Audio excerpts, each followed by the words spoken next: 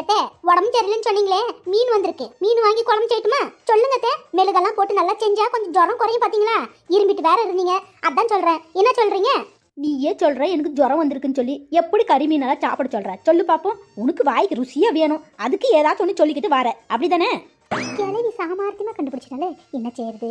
ஏதாச்சும் சமாளிப்போம். வாய்க்கு ருசியா திங்கணும்ல.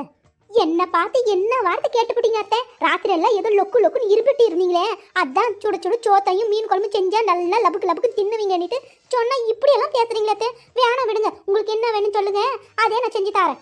முட்டை இருக்கா வீட்டுல? ஒரு 4 முட்டை போல இருக்காத்தே. சரி, ரசத்தை வச்சுட்டு முட்டையை அவிச்சு வை, சோத்தாக்கு, அதுவே போதும், தின்னுக்கலாம்.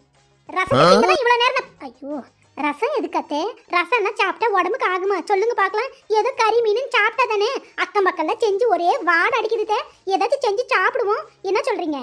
அப்போ அக்கறை வந்து அத்தை சொத்தன்னிக்கிட்டு அது திங்கணும் இது திங்கணும் மனசுல வச்சுக்கிட்டு தான் வந்து மீன் கறி செய்யட்டுமா அந்த கறி செய்யட்டுமான்னு சொல்லிக்கிட்டு இருக்கேன். ஒழுங்கு மரியாதை ரசத்தை வெயி, அதுதான் இன்னைக்கு சாப்பாடு. ஒழுங்கப்போ. சரி, இவ்வளவு சொல்றீங்க, அப்புறம் உங்க இஷ்டம். போய் ஏதோ ஒன்று செய்யறேன். ரசம் தானே வைக்கிறேன். அம்மா, எப்படி இருக்கீங்கம்மா? நல்லா இருக்கீங்களா? உங்களை பார்த்து எவ்வளவு நாள் ஆயிட்டு. எப்படிமா இருக்கீங்க? ஒரு சுத்து குறைஞ்ச மாதிரில இருக்கு. என் மவளுக்கு என் மேலே எவ்வளோ பாசம். 2 நாள் தான் மவளை ஆச்சு நீ என்னை பார்த்து. அதுக்குள்ள நான் ஒரு சுத்து குறைஞ்சு போயிட்டு இருப்பேனா? சரி சரி, நல்லா இருக்கிறியா? சரி இரு, உன் அன்னிக்காரு சமைக்கிறேன்னு சொன்னா அவளுக்கு ஏதாச்சும் செய்யின்னு சொல்றேன். சரியா? இருந்து சாப்பிட்டு தான் போகணும். மருமகளே, ஏதோ மீன் வந்திருக்குன்னு சொன்ன இல்லையா, அதே சமைச்சிடு. சரியா? நீ திங்கணும்னு சொல்லிட்டு இருந்த, எப்படியும் என் மாவளும் வந்துட்டா, எல்லாரும் சேர்ந்து தின்னுவோம். என்ன சொல்ற? சரியா?